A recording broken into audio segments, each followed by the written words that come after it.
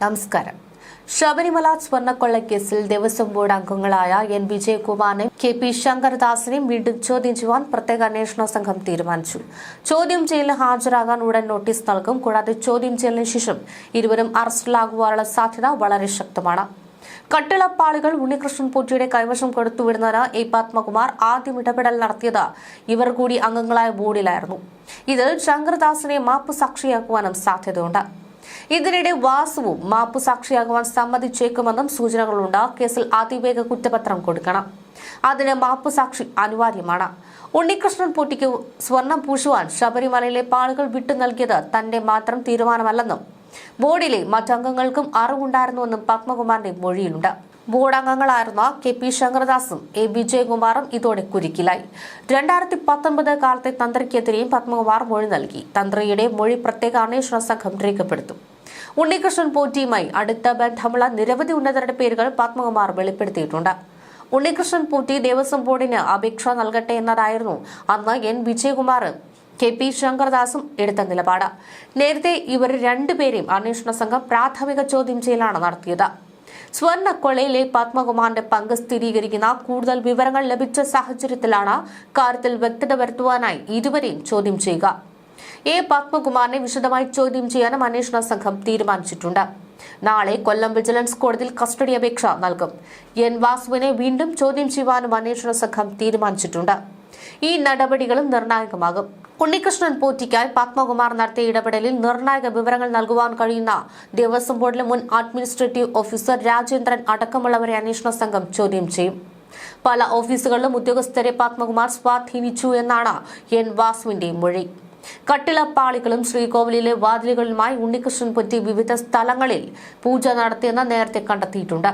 പൂജയുടെ ഭാഗമായി നടൻ ജയറാം അടക്കമുള്ളവരുടെ മൊഴി രേഖപ്പെടുത്തും. മുൻ ദേവസ്വം മന്ത്രി കടകംപള്ളി സുരേന്ദ്രനെ SIT ചോദ്യം ചെയ്തേക്കും.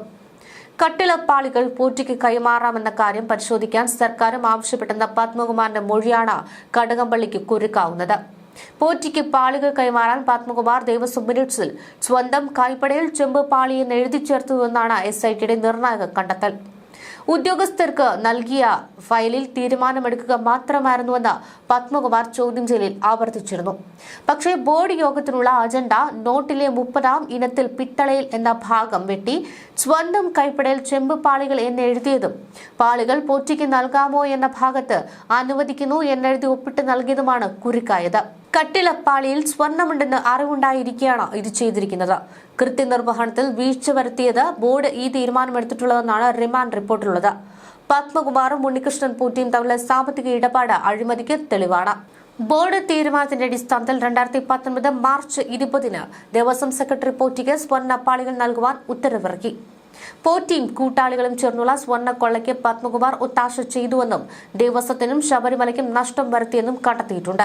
അതേസമയം ആദ്യ പിണറായി സർക്കാരിൽ മന്ത്രിയായിരുന്ന EP ജയരാജനെതിരെ ബന്ധുനിയമന വിവാദം പുറത്തുവന്നതേ ഒരു അന്വേഷണത്തിനും കാക്കാതെയാണ് മന്ത്രിസഭയിൽ നിന്ന് പുറത്താക്കിയത്.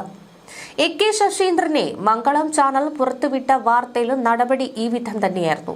ഇതിനേക്കാളെല്ലാം സർക്കാരിനും പാർട്ടിക്കും അപമതിപ്പുണ്ടാക്കുന്ന ബാധ്യതയാകുന്ന വിവാദമുണ്ടാക്കി വെച്ചിരിക്കുന്ന അത്രയൊന്നും തലപ്പൊക്കമില്ലാത്ത നേതാവിനെതിരെ നടപടിയെടുക്കാൻ മടിക്കുന്നതിന്റെ കാരണം പാർട്ടി അണികൾക്ക് പോലും മനസ്സിലാകുന്നില്ല. ഈയിടത്താണ് പല നെറ്റുകളും ചുളിയുന്നതും ഒപ്പം പലവിധ വ്യാഖ്യാനങ്ങൾ ഉണ്ടാകുന്നതും. വരാനിരിക്കുന്ന തെരഞ്ഞെടുപ്പുകളിൽ മാനം രക്ഷിക്കാമെന്ന ഉദ്ദേശം പോലും പാർട്ടിക്കില്ലേ എന്ന ആശങ്കയാണ് CPMൽ പല കോണിൽ നിന്നും ഇപ്പോൾ ഉയർന്നത്. CPM പത്തനംതിട്ട ജില്ലാ കമ്മിറ്റി അംഗം കൂടിയായ പത്മകുമാറിനെ റിമാൻഡ് ചെയ്ത് ദിവസങ്ങൾ പിന്നിട്ടിട്ടും പതിവിന് വിപരീതമായി നടപടിയെടുക്കാതെ ന്യായീകരിക്കുവാൻ പാർട്ടി നടത്തുന്ന ശ്രമം സംശയങ്ങൾ വഴിതിരിച്ചുവിടുന്നുവെന്ന അഭിപ്രായം ഉയർന്നുണ്ട്. കഴിഞ്ഞ ദിവസം ചേർന്ന സംസ്ഥാന സെക്രട്ടേറിയറ്റ് ഇക്കാര്യങ്ങൾ ചർച്ച ചെയ്തിട്ടുണ്ട്. ഉചിതമായ സമയത്ത് നടപടിയെടുക്കുന്നതിനെക്കുറിച്ച് സംസ്ഥാന കമ്മിറ്റി ആലോചിക്കുമെന്ന് മാത്രമാണ് ഇപ്പോൾ CPM നേതാക്കൾ വിശദീകരിക്കുന്നത്. രജിസ്റ്ററിൽ ചെമ്പ് എന്ന് പത്മകുമാർ തന്റെ കൈപ്പടയിൽ തിരുത്തി എഴുതി എന്നാണ് അദ്ദേഹത്തിനെതിരായ റിമാൻഡ് റിപ്പോർട്ടിൽ പ്രത്യേക അന്വേഷണ സംഘം പരാമർശിച്ചിരിക്കുന്നത്. ശബരിമലയിലെ എല്ലാ കാര്യങ്ങളെക്കുറിച്ചും വ്യക്തമായ ധാരണ ഉണ്ടായിരുന്ന പത്മകുമാർ അങ്ങനെ ചെയ്തുവെങ്കിൽ തട്ടിപ്പെന്നല്ലാതെ മറ്റൊരു സംശയത്തിന്റെയും ആനുകൂല്യം പോലും നൽകാനാകില്ല. അതുകൊണ്ട് തന്നെ ന്യായീകരിക്കുവാൻ CPM വല്ലാതെ തന്നെ ബുദ്ധിമുട്ടും. ഇതിനൊക്കെ കാരണം ഭരണപരമായ വീഴ്ച മാത്രമാണെന്ന വ്യാഖ്യാനവുമായി പി ജയരാജനും പി ജയരാജനും രംഗത്ത് വന്നുവെങ്കിലും ഒരു ഫലമില്ലെന്ന് എല്ലാവർക്കും അറിയാം. ഇത്തരം കാര്യങ്ങൾ വരുമ്പോൾ അക്കാര്യത്തിൽ ശക്തമായ നടപടികൾ സ്വീകരിച്ച പാർട്ടിയുടെ നിലപാട് വ്യക്തമാക്കുന്ന ചരിത്രമാണ് പൊതുവെ CPM-നുള്ളത്. ഒന്നുകിൽ ആരോപണ വിധേയനെ പുറത്താക്കുകയോ അല്ലെങ്കിൽ പാർട്ടി തല പരിശോധനയ്ക്ക് അന്വേഷണ കമ്മീഷനെ വയ്ക്കുകയോ ആണ് പതിവ്. അറസ്റ്റിലായി ദിവസങ്ങൾ കഴിഞ്ഞിട്ടും ഇതുവരെ ഇതിനെക്കുറിച്ച് പാർട്ടി ആലോചിച്ചിട്ടില്ല എന്നാണ് സംസ്ഥാന സെക്രട്ടറി തന്നെ പറയുന്നത്. ഇതോടെ പാർട്ടിയുടെയും ഭരണത്തിന്റെയും നേതൃത്വങ്ങൾക്ക് തട്ടിപ്പിൽ പങ്കുണ്ടെന്ന വ്യാഖ്യാനം ഇതിനകം തന്നെ പല മാധ്യമങ്ങളും ഉന്നയിച്ചു തുടങ്ങി. പാർട്ടിയുടെ ഈ നിലപാട് പൊതുസമൂഹത്തിൽ സംശയത്തിന് ഇടവരുത്തുമെന്ന ആശങ്ക സാധാരണ അണികളും നേതാക്കളും പങ്കുവയ്ക്കുന്നുണ്ട്. പത്മകുമാറിനെ പലപ്പോഴും വഴിവിട്ട് സംരക്ഷിക്കുന്ന നിലപാടാണ് പാർട്ടി സ്വീകരിക്കുന്നതെന്ന ആക്ഷേപമുണ്ട്. കഴിഞ്ഞ സംസ്ഥാന സമ്മേളന സമയത്ത് പാർട്ടിക്ക് അവമതിപ്പുണ്ടാക്കി സോഷ്യൽ മീഡിയയിൽ പ്രതികരിച്ചിട്ട് പോലും മൃദു സമീപനമാണ് പാർട്ടി സ്വീകരിച്ചത്. അന്ന് വീണ ജോർജിനെ സംസ്ഥാന സമിതിയിലെ സ്ഥിരം ക്ഷണിതാവാക്കുകയും ജില്ലാ സെക്രട്ടേറിയറ്റ് അംഗമായിരുന്ന പത്മകുമാറിനെ ജില്ലാ കമ്മിറ്റിയിലേക്ക് തരം താഴ്ത്തുകയും ചെയ്തതാണ് അദ്ദേഹത്തെ ചൊടിപ്പിച്ചത്. വിജയകരമായി സംസ്ഥാന സമ്മേളനം അവസാനിപ്പിച്ച് പലരുടെയും പ്രശംസ പിടിച്ചുപറ്റിയ സമയത്ത് പത്മകുമാർ നടത്തിയ പ്രതികരണം പാർട്ടി ശത്രുക്കൾക്ക് വല്ലാതെ ആക്രമിക്കാൻ വഴിയൊരുക്കിയതാണ്. എന്നിട്ടും ശക്തമായ ഒരു നടപടി കൈക്കൊള്ളാൻ പാർട്ടി തയ്യാറായില്ലെന്ന ആരോപണമാണ് CPM-ൽ നിന്ന് തന്നെ ഉയർന്നത്. അന്നു തന്നെ നടപടിയെടുത്ത് അദ്ദേഹത്തെ പാഠം പഠിപ്പിച്ചിരുന്നുവെങ്കിൽ ഇന്ന് ഈ അവസ്ഥയിൽ പാർട്ടി എത്തില്ലായിരുന്നുവെന്നും ചൂണ്ടിക്കാട്ടപ്പെടുന്നുണ്ട്. ഇപ്പോൾ ഇത്രയുമായിട്ടും നടപടിയെക്കുറിച്ച് ചിന്തിക്കാത്തത് പലതരത്തിലുള്ള വ്യാഖ്യാനങ്ങൾക്കും വഴിവെച്ചു. പത്മകുമാർ ജില്ലാ കമ്മിറ്റി അംഗമായതിനാൽ നടപടിയെടുക്കേണ്ടത് സംസ്ഥാന കമ്മിറ്റിയാണ്. കഴിഞ്ഞ ദിവസത്തെ സെക്രട്ടേറിയറ്റ് യോഗം വിഷയം ചർച്ച ചെയ്തുവെന്നാണ് നേതൃത്വത്തിൽ നിന്നുള്ള സൂചന. അറസ്റ്റിന്റെ പേരിൽ നടപടിയെടുക്കുന്നത് ജനാധിപത്യ വിരുദ്ധമാകും.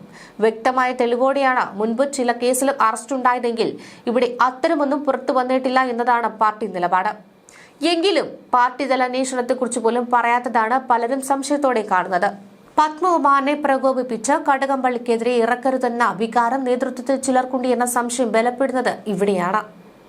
ഇതിനിടെ തന്നെ ശബരിമല സ്വർണ്ണക്കൊള്ള കേസിൽ നടൻ ജയറാമിന്റെ മൊഴിയെടുക്കുവാൻ സമയം തേടുമെന്ന് SIT വ്യക്തമാക്കിയിട്ടുണ്ട്.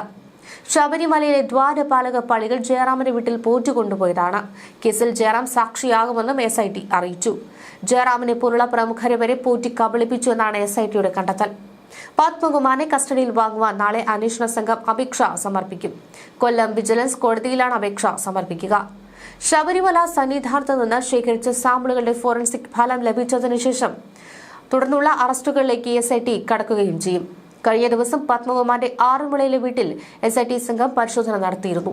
12 മണിക്കൂറിലധികം നീണ്ട പരിശോധനയിൽ റിയൽ എസ്റ്റേറ്റ് ഇടപാടുകളുമായി ബന്ധപ്പെട്ട ചില നിർണായക രേഖകൾ SITക്ക് ലഭിച്ചു. ഉണ്ണികൃഷ്ണൻ പോറ്റിയുമായി ബന്ധപ്പെട്ടതടക്കം ഇടപാടുകളുണ്ട് എന്നാണ് വിവരം. ഇതിന്റെ അടിസ്ഥാനത്തിൽ പത്മകുമാറിന്റെ പത്തനംതിട്ടയിലെ ഇടപാടുകളെക്കുറിച്ച് അന്വേഷണം നടക്കുകയാണ്.